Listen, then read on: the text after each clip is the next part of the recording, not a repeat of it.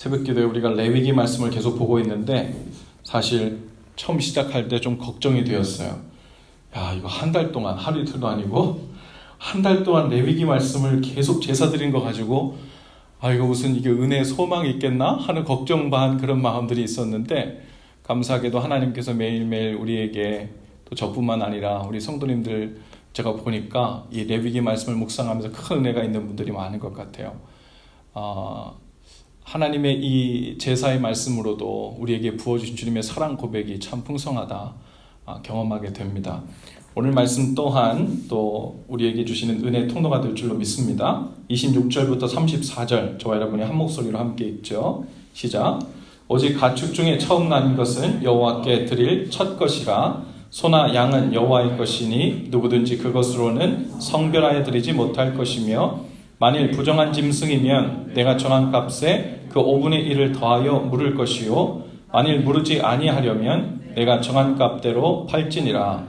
어떤 사람이 자기 소유 중에서 오직 여호와께 온전히 바친 모든 것은 사람이든지 가축이든지 기업에 바치든지 팔지도 못하고 무르지도 못하나니 바친 것은 다 여호와께 지극히 거룩함이며, 온전히 바쳐진 그 사람은 다시 무르지 못하나니 반드시 죽일지니라.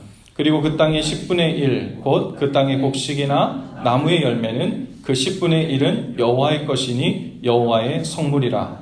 또 만일 어떤 사람이 그의 11조를 물으려면 그것의 5분의 1을 더할 것이요, 모든 소나 양의 11조는 목자의 지팡이 아래로 통과하는 것의 10번째 것마다 여호와의 성물이 되리라. 그 우열을 가리거나 바꾸거나 하지 말라. 바꾸면 둘 다 거룩하리니 무르지 못하리라. 이것은 여호와께서 시내산에서 이스라엘 자손을 위하여 모세에게 명령하신 계명이니라.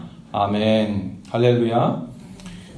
레위기 27장은요 사람들이, 백성들이 하나님께 드리는 것에 관한 이야기예요. 특히 서원의 예물, 그리고 11조, 즉 하나님께 속한 것이 무엇인지, 그것을 하나님께 어떻게 드려야 되는 것인지에 대해서 모세를 통해서 설명하고 있어요. 근데 오늘 우리가 읽은 맨 마지막 절 34절에 보면 이렇게 결론을 맺고 있습니다.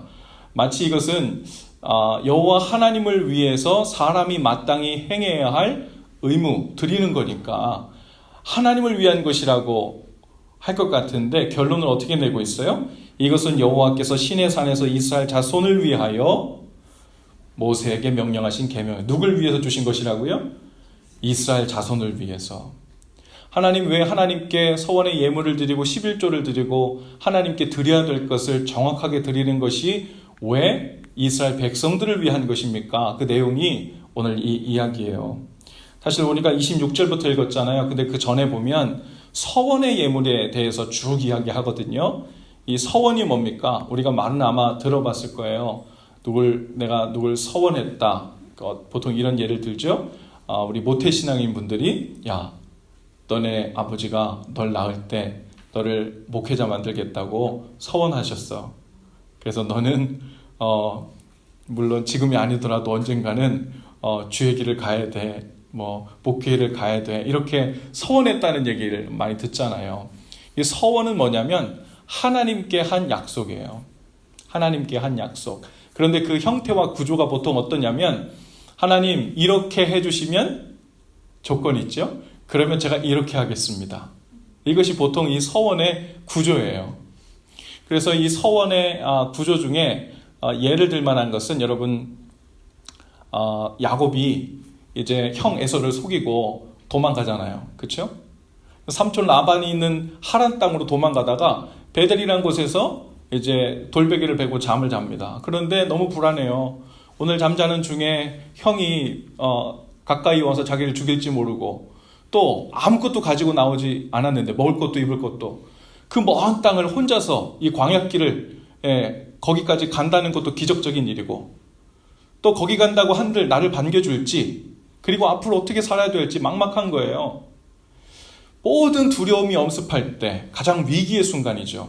그랬더니 이 야곱이 하나님께 기도하는 거예요. 서원 기도는 보통 위급할 때, 막 전쟁이 일어나거나 목숨이 경각에 달렸거나 아주 위급할 때 하나님 이렇게 해주시면 제가 이렇게 할게요 라는. 그래서 보통 서원기도 아까 왜 그랬어요? 뭐 딸만 계속 낳아. 근데 아들이 없어. 그러면 아들 낳게 해주시면 이 아이를 주의 종으로 바치겠습니다 이렇게 한다든지, 자녀가 전혀 없어 근데 막 서원을 한다든지, 혹은 뭐 아들만 계속 낳아, 딸을 낳고 싶은데 그럴 때 막 서원 기도를 한다든지. 그래서 보통 인간 편에서 아주 아쉽고 위급할 때, 마음에 아주 간절한 소원이 있을 때 보통 서원 기도를 했죠. 그 야곱이 이렇게 서원을 기도를 해요. 그 창세기 말씀에 보면 28장입니다. 야곱이 그 하나님께 이렇게 얘기해요. 이렇게 해주시면, 그 해주시면이 무엇이냐면, 하나님 제가 죄송합니다. 요 시간이 되면 제가 그 어떤 이렇게 뭔가 오더라고요. 이렇게 해주시면 제가 이렇게 하겠습니다라는 구조로 하나님께 기도하는데요. 하나님, 제가 지금 잘 먹고 살 수 있도록 저를 구해 주시면, 그리고 저를 안전히 그 삼촌의 집에 도착하게 해주시고 그 저를 보호해 주시면, 그리고 마지막으로 안전하게 저를 고향 땅으로 돌아오게 해주시면, 그러면 제가 이렇게 하겠습니다. 죄송합니다.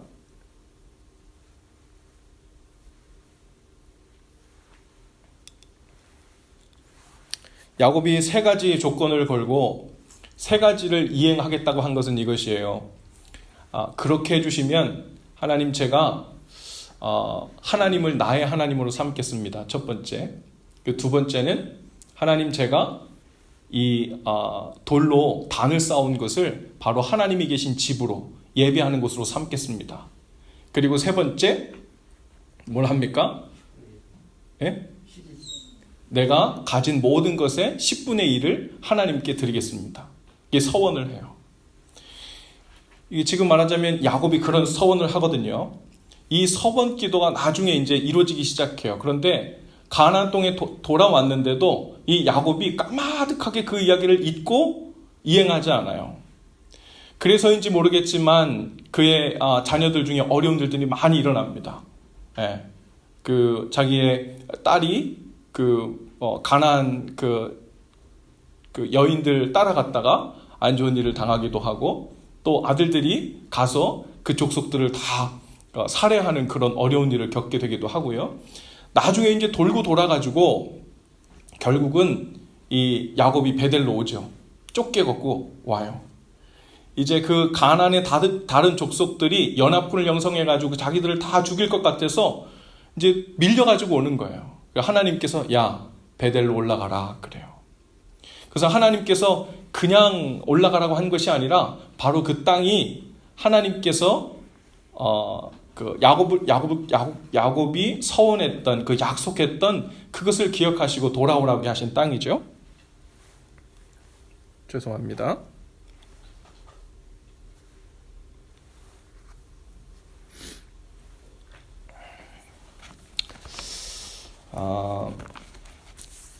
이 서원에 관한 이야기가 안 좋은 예도 참 많아요. 오늘 말씀 가운데 보면요, 좀 이해하기 힘든 표현들도 많은데요. 거기에 보면 이런 이야기들이 있어요. 사람이든지 동물이든지 한번 서원하는 것은 무르지 못한다. 반드시 지켜야 된다. 이것이 있어요. 이것은 익스큐즈 안 돼. 하나님께서 아주 제너럴한 분이 아니라고 이야기하는 것이 아니라 하나님께 약속한 것이 얼마나 중요한 것이고, 하나님이 얼마나 거룩하시고 우리 마음대로 되는 분이 아니냐면, 그분은 우리 마음대로 내가 이러고 싶어서 이렇게 하고 저러고 싶어서 저렇게 하는 게 아니라는 거예요. 그래서 다윗은 시편에서도 그렇게 말합니다. 그 마음에 서원한 것은 해로울지라도 변치 않는 사람이 바로 여호와의 전에 거할 수 있는 사람이라고 그렇게 얘기해요. 나중에 여러분 그 안타까운 서원의 이야기도 아실 텐데, 사사기에 보면요, 입다라는 사사가 암몬 족속과 이제 큰 전쟁을 앞두고 있었어요. 그런데 너무 이제 두렵고 그러니까요, 서원을 이렇게 합니다. 하나님, 지금 이 암몬 족속과 전쟁을 치르게 되는데 여기에서 만일 저희를 승리하게 해주시면 제가 승리하고 돌아오는 길에 저희 집 앞에 가장 먼저 나와서 우리를 영접하는 그것이 무엇이든 하나님께 번제물로 드리겠습니다 하고 서원을 하거든요. 근데 그 암몬 사사가 암몬 족속에서 이기고 돌아왔는데 누가 나왔어요? 자기 하나밖에 없는 딸이 환영하고 나왔어요. 어떻게 했어요? 번제물로 드렸어요. 우리 이해할 수 없습니다. 아니, 하나님께서 계속해서 이야기하는 게 뭐예요? 몰렉에게 자기 자녀를 불가운데 지나게 하지 마라. 하나님이 가증하게 여기는 것이다. 제일 싫어하는 것이다. 이 부분에서도 우리 참 이해하기 힘든 부분이지만 반대로 보면 첫 번째는 함부로 서원하지 말아야 된다는 거예요. 서원하지 말아야 될 내용을 가지고 서원하면 안 된다는 거죠. 그럼에도 불구하고 하나님은 내가 약속한 것을 내 마음대로 이랬다 저랬다 할 수 없는 그런 분이라는 거예요. 하나님께 대한 약속이 얼마나 중요한 것인지 그거에 대해서 이야기하고 있어요. 오늘 말씀에 그 서원의 제물에 대한 것을 쭉 이야기하다가 이제 26절부터 어떤 이야기를 하냐면 하나님께 속한 것들이 무엇인지에 대해서 이야기합니다. 그런데 하나님께 속한 것은 이거예요. 첫 번째, 오직 가축 중에 처음 난 것, 그것은 여호와께 드릴 것이다. 양이나 소나 처음 태어난 것은 그것은 내가 하나님께 감사의 물로 드릴까 말까가 아니라 그건 원래 하나님 거라는 거예요. 그러니까 그것을 저는 감사한 마음이 커서 혹은 하나님이 제게 이렇게 해주시면 제가 이것을 하나님께 제물로 드릴게요 하고 서원 예물로 드릴 수 없는 종류의 것이라는 거예요. 왜요? 원래 하나님 거니까. 그것이 처음 난 것들은 원래 하나님 거니까 내가 하나님께서 조건을 걸고 드릴 수 없는 목록 중에 들어가 있는 거예요. 나중에 가니까 또 뭐가 있습니까? 내가 가진 것들의 10분의 1, 재산의 10분의 1을 하나님께 드리는 것도 그건 서원 제물로 드릴 수가 없어요. 왜요? 그건 본래 하나님 거니까. 그러니까 하나님께서 지금 여기에서 하나님께 드릴 수 있는 것 없는 것을 구별하면서 왜 이것들은 하나님께 드리는 서원의 예물이 되지 못하는지에 대해서 쭉 이야기하시는 거예요. 그런데 오늘 이야기를 쭉 보면서 하나님께 속한 것, 처음 것, 그리고 내가 가진 것의 10분의 1, 그것이 하나님 것이다. 구약 성경에 하나님께서 말씀하신 것이 문자 그대로 지금까지 내려와서 오늘날 우리가 예를 들면 그렇게 하시는 분들도 많죠. 이것을 믿음의 고백으로 받아서 내가 들어간 첫 직장에서 주신 첫 소득. 얼마 전에 저의 지인 목사님 자녀가 직장에 들어갔는데 거기에서 첫 월급을 타왔대요. 그것을 가지고 하나님께 완전히 다 드렸다 그래요. 근데 그것이 법은 아니에요. 그리고 구약 성경에 이랬다고 해서 이것이 문자 그대로 지금까지 내려오는 것은 아닙니다. 하지만 아마 그 사람의 마음속의 신앙 고백에서는 하나님이 이 직장을 나에게 주셨다는, 이 생업이 하나님께서 주신 것이라는 고백으로 아마 그렇게 했을 것입니다. 11조도 마찬가지예요. 11조 안 한다고 하나님께서 야 그건 내 건데 너 왜 그러냐 그러면서 구약의 법을 우리에게 갖다 대면서 넌 이거 죄야 라고 우리에게 말씀하시지 않을 거예요. 왜냐하면 신약에 내려와서 우리에게 주신 하나님께 드리는 법은 10분의 1이 하나님 것이라는 것이 아니에요. 뭘까요? 10분의 2인가요? 10분의 10이에요. 너희 삶, 너 자신을 거룩한 산제물로 하나님께 드리는 거예요. 우리 자신을 다 드리는 게 예수님께서 새로 제정하신 거예요.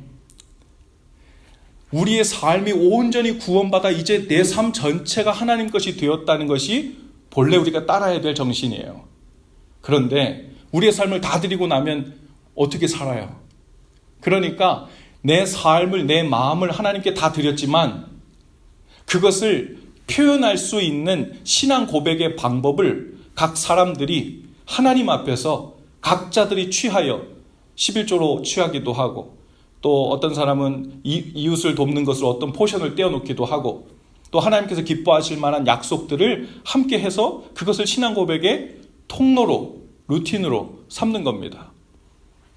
그런데 오늘 이 말씀 가운데 이 문자 그대로 지금까지 내려오는 건 아니지만 물론 그러나 이걸 자세히 읽다 보면 이 말씀을 왜 너희를 위해서 주신 말씀이라고 했는지 그리고 이 안에 들어있는 하나님의 마음이 무엇인지를 우리가 알 수 있어요. 여기 이 이야기를 제가 몇 번 말씀을 준비하면서 이렇게 반복해서 읽다 보니까 제 마음속에 하나님의 마음을 생각하니까 한편으로는 좀 짠하기도 하고 한편으로는 좀 유치하기도 하고 한편으로는 야, 내가 이렇게까지 얘기해야 되겠니? 꼭 그렇게 말씀하시는 것 같은 거예요. 여기 보면요,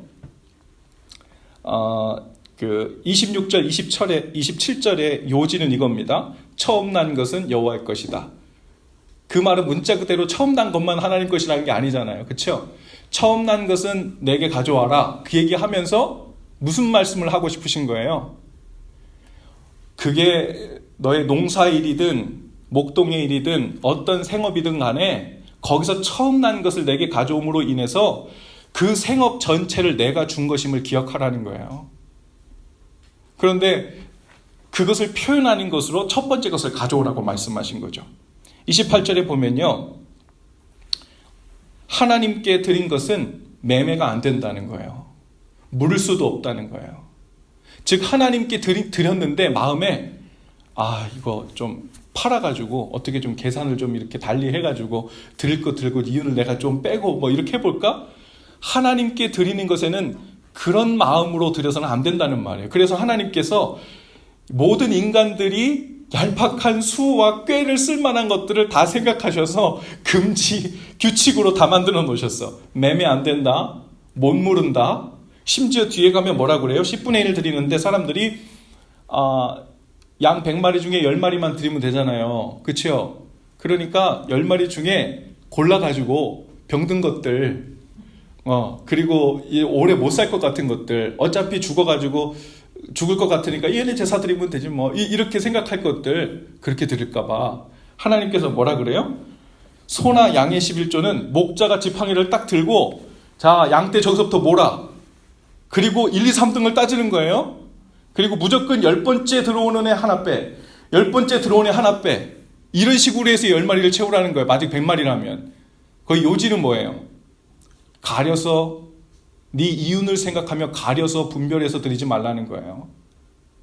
오히려 하나님께서는 가장 좋은 것을 가려서 하나님께 드리라는 말씀이죠.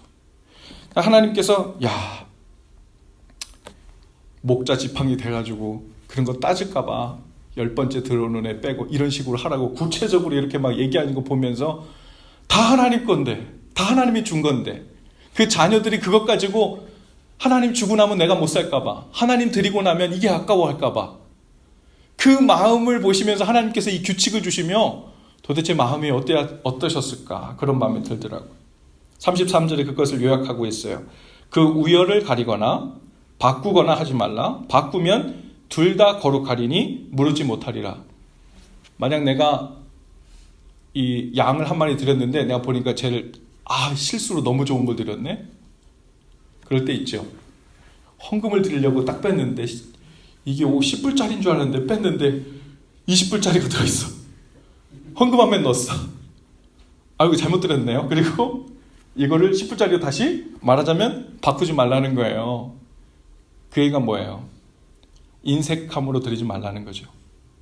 마치 너의 것을 하나님이 구걸하는 분처럼 그런 마음이 들도록 드리지 말라는 거예요. 만약에 그것을 바꾸게 되면 오늘 뭐라고 그래요? 바꾸면 둘 다 거룩하리니. 자, 20불짜리 잘못 넣었죠? 바꾸려고 10불짜리를 꺼냈죠? 둘 다 거룩한 게 된다는 거야. 둘 다 하나님 거에 드려야 된다는 거야. 그러니까 네 거 더 하나님께 드리기 싫으면 바꿀 생각 하지 말라는 거야. 지금 하나님께서 이 규칙들을 쭉 얘기하시면서 하시는 말씀이 하나님을 향한 마음이 이처럼 순결해야 되고 첫 번째 것이어야 되고 그분이 최고가 되어야 된다는 거예요. 그렇게 되면 지금까지 너에게 생업을 주셨고 너를 지켜주셨고 먹을 것과 입을 것을 주셨고 안전하게 지켜주신 것던 것처럼 앞으로도 그것이 계속 되어질 텐데 지금 네가 왜 살고 있는지, 어떻게 살고 있는지, 어떻게 누리고 있는지에 무지한 자처럼 그렇게 살지 말라는 거죠. 오늘 말하자면 하나님께 이러한 마음으로 드리는 모든 것, 그것들은 마치 믿음의 씨를 심는 것과 같습니다. 믿음의 씨. 10분의 1 중에 2를 하나님께 드리는 것은 10분의 10이 다 하나님 거지만 그 2를 정기적으로 하나님 앞에 가장 첫 번째, 가장 소중한 부분을 떼어 드리면서 하나님, 저의 믿음의 씨앗을 드립니다. 이 믿음의 내용은 무엇이냐면 하나님이 저에게 모든 것을 주셨고 나머지 10분의 9도 하나님 것이라는 고백입니다. 그리고 앞으로의 나의 삶도 또한 그 10이 됐든 100이 됐든 30이 됐든 60이 됐든 하나님이 공급하는 것임을 믿음으로 드리는 것입니다. 그래서 믿음의 씨앗으로 이를 다시 드리는 거예요. 재정적인 부분이든 봉사의 부분이든 하나님 앞에서 여러분의 삶을, 시간을 드리는 부분이든 여러분 하나님께 드리는 이 믿음의 씨앗이 있어야 돼요. 그것이 심겨지고 파종돼서 자라서 다시 그 복이 우리에게 돌아오는 거거든요. 오늘 마지막 말씀에 뭐라 그랬어요? 이것은, 즉 하나님께 지금 드리는 첫 번째 것을 드리고 10분의 1을 드리고 서운한 것을 반드시 드리고 하는 이것을 하나님께서 아주 스트릭하게 너에게 여지가 없도록 말씀을 주신 이유는 이스라엘 자손을 위하여 주신 것이다. 너희들이 내가 약속한 땅에 들어가 이것을 분명히 지켜 살게 되면 봐라, 그것이 믿음의 씨앗을 반복적으로 심는 것이 돼서 네 삶에 또 다른 열개를 하나님께서 주시고 또 다른 삶의 풍요함과 먹을 것과 입을 것이 그치지 않도록 풍성히 부어주시는 그 믿음의 씨앗으로 쓰임받게 될 거라는 거예요. 오늘 하나님 앞에서 여러분이 가지고 있는 믿음의 씨앗, 그것은 무엇입니까? 우리 하나님 앞에서요, 은혜도 많이 받고 싶고 또 내가 원하는 소원도 있어요. 그런데 그것이 매개체가 되는 믿음의 씨앗이 필요합니다. 여러분 하나님 앞에서 여러분의 삶이, 여러분의 가정이 더 거룩하게 믿음의 가정으로 세워지고 싶어요? 그것을 위해서 여러분은 어떤 믿음의 씨앗을 심고 있어요? 내가 일 안 하고 24시간 여기 와서 금식하며 기도할 수는 없어도 하나님, 제가 매주 금요일 저녁 이 시간 1시간만큼 주님 앞에 와서 내 삶을 위해서 유혹이 많은 세상에서 사는 그 삶이 거룩하게 되기 위해서, 우리 가정이 믿음으로 세워지기 위해서 하나님 앞에 내가 간절히 소원하고 있는 이것을 주님 앞에 드리기 위해서 하나님, 제가 믿음의 씨앗으로 이 시간만큼은 기도의 시간으로 헌신합니다. 하루를 살면서 하나님 바빠요, 피곤해요, 할 일 많아요. 그런데 하나님 말씀을 얼만큼 읽고 어느 시간 동안 말씀을 읽는 것은 제가 믿음의 씨앗으로 정합니다.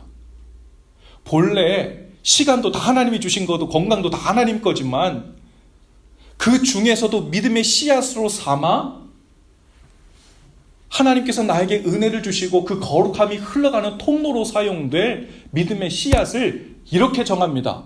여러분, 그것이 신앙생활의 방법들이에요. 민지 오브 그레이스라고 하는 하나님의 은혜가 흘러들어오는 통로이고 방법이에요. 단순히 이것은 율법이 아니고요, 하나님 앞에 나아가고자 하는 열심은 있는데 내 마음처럼 하나님의 은혜에 가까이 가지 못해, 내 마음처럼 거룩해지지 않아, 내 마음처럼 내 삶이 잘 바뀌지 않아. 그것은요, 하나님 제 마음 아시죠? 제 삶을 다 드리기 원해요. 그리고서는 아무 믿음의 씨앗의 행동을 하지 않는 거예요. 제 마음을 드렸으니까 다 아시잖아요. 이런 마음으로 얘기했던 제자들이 있었어요. 예수님께 이렇게 묻죠. 예수님, 저 바리새인들 아시죠? 저 겉모습 좋아하고 율법 지어가지고 거룩한 척하는 애들이요. 쟤네들이 음식에 들어가는 그 재료들, 그것조차도 10분의 1을 이렇게 나눠가지고 그것조차도 정확하게 10분의 1을 나눠가지고 하나님 앞에 드리면서 우리는 이렇게 율법을 잘 지키고 있어요, 우리는 거룩하다고 막 뽐내고 있어요. 그런데 쟤네 저거 너무 외형적으로 외식하는 거죠? 저렇게 신앙생활하면 안 되죠?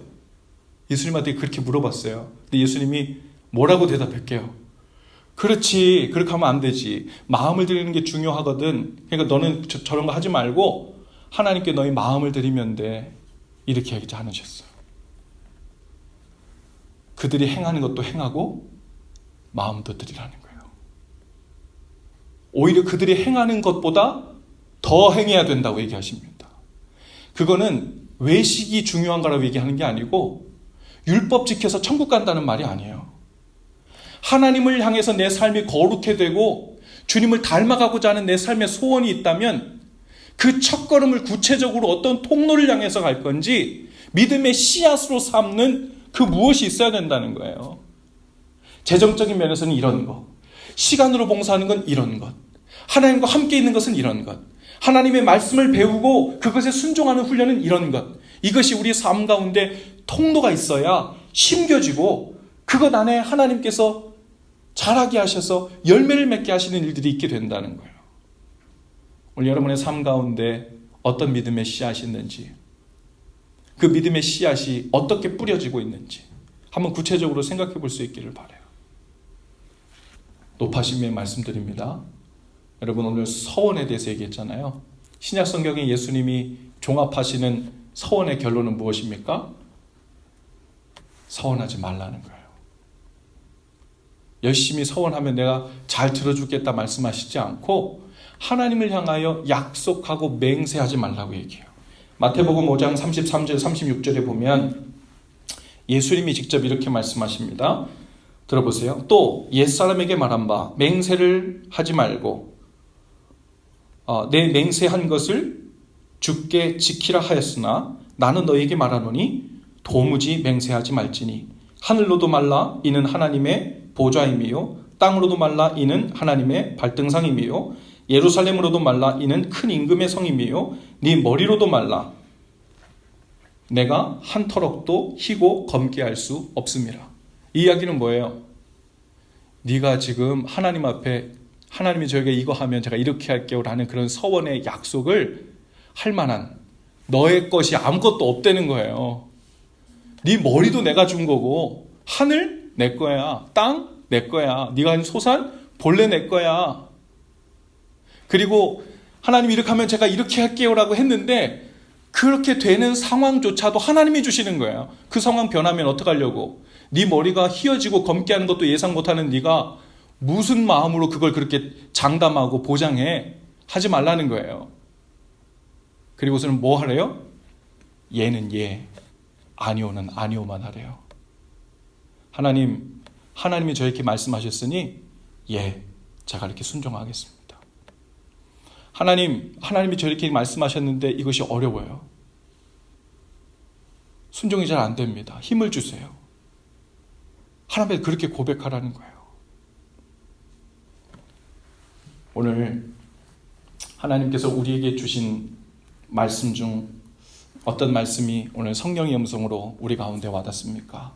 믿음의 씨앗을 심으라 혹은 그것을 어떻게 심을지 마음을 주셨다면 여러분 성령께서 그것을 구체적으로 인도하시는 그 길로 나아가실 수 있게 되기를 바라요. 또한 하나님 내 것이 아닌 걸 가지고 마치 하나님과 흥정하듯 하는 내 삶이 아니라 본래 내 삶 전체가 하나님 것이니 하나님께서 명하신 것으로 종된 우리가 순종하든지 도움을 구하고 은혜를 구하든지 하는 하나님 그 자리에 서서 신실하게 주를 따르게 하여 주옵소서. 이것이 오늘 우리의 고백이 될 수 있게 되기를 바랍니다. 오늘 좀 함께 찬양하고 기도할까요? 나 무엇과도 주님을 바꾸지 않으리 찬양을 좀 함께 하실 텐데요.